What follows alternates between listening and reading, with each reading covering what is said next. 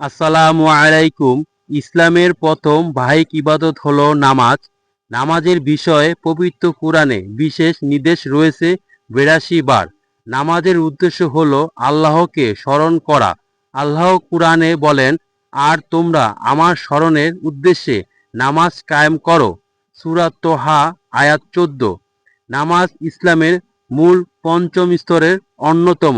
রাসূল পাক সাল্লাল্লাহু আলাইহি সাল্লাম বলেছেন, ইসলাম ৫টি খুঁটির উপর প্রতিষ্ঠিত। ১. সাক্ষ্য দেওয়া যে আল্লাহ ছাড়া কোনো মাবুদ নেই এবং হযরত মুহাম্মদ আল্লাহর রাসূল। ২. নামাজ কায়েম করা। ৩. যাকাত প্রদান করা। ৪. হজ করা। ৫. রমজান মাসে রোজা রাখা। পবিত্র কুরআনে আল্লাহ বলেন, নিশ্চয়ই নামাজ অশ্লীল কাজ থেকে বিরত রাখেন। ওই সকল বিশ্বাসীগণ সফল যারা তাদের নামাজে আল্লাহর ভয়ে ভীতু হয়। সূরা মুমিনুল আয়াত ১ ও ৩। প্রিয় মুসলমান ভাই ও বোনেরা, এখন জানবো নামাজ নিয়ে ১৩টি কুরআনের আয়াত।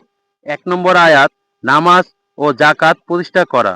তোমরা নামাজ কায়েম করো, যাকাত আদায় করো, রুকুকারীদের সাথে রুকু করো। সূরা আল বাকারা আয়াত ৮৩।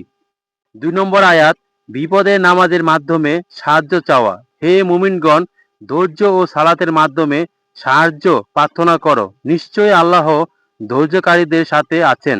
সূরা আল বাকারা আয়াত ১৫৩।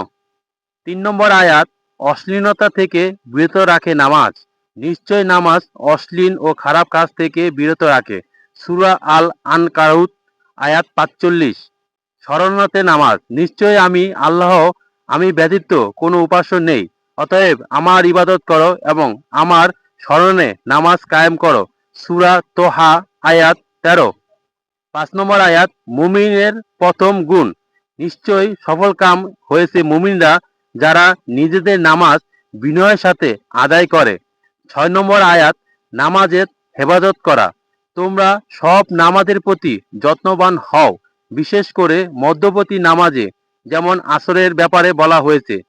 আর আল্লাহর উদ্দেশ্য একান্ত আনুগত্য হয়ে দাঁড়াও। সূরা বাকারা আয়াত ২৩৮। ৭ নম্বর আয়াত, পরিবারকে নামাজে নির্দেশ করা।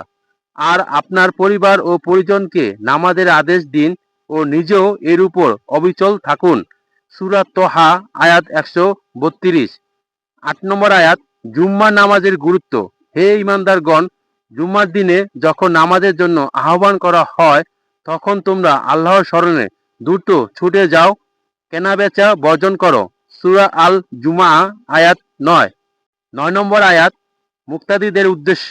যারা অদৃশ্যের উপর বিশ্বাস স্থাপন করে, নামাজ কায়েম করে এবং আমি যা দিয়েছি তা থেকে ব্যয় করে। সূরা বাকারা আয়াত ৩। ১০ নম্বর আয়াত, ভয়ের সময় নামাজ। হে নবী, আপনি যখন তাদের মাঝে উপস্থিত থাকেন এবং তাদের নিয়ে নামাজ ব্যবস্থা করেন, তখন এক দল আপনার সাথে নামাজ দাঁড়ায়। সূরা নিহা আয়াত ১০২। ১১ নম্বর আয়াত, নামাজ পরিত্যাগকারীর পরিণতি।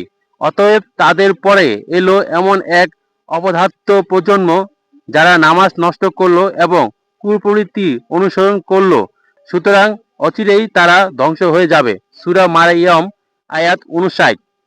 ১২ নম্বর আয়াত, আল্লাহর আনুগত্য হওয়া। তোমরা সবাই তার অভিমুখী হও, তাকে ভয় করো, নামাজ কায়েম করো এবং মুশরিকদের অন্তর্ভুক্ত হয়ো না। সূরা আল রু আয়াত ৩১। প্রিয় মুসলমান ভাই ও বোনেরা, এই ভিডিও থেকে বলার চেষ্টা করেছি নামাজে ১৩টি কোরআনের আয়াত বিশিষ্ট। তো ভিডিওটি ভালো লেগে থাকলে চ্যানেলটিকে সাবস্ক্রাইব করে লাইক করে দিবেন। আসসালামু আলাইকুম রহমতুল্লাহি ওয়া বারাকাতুহু।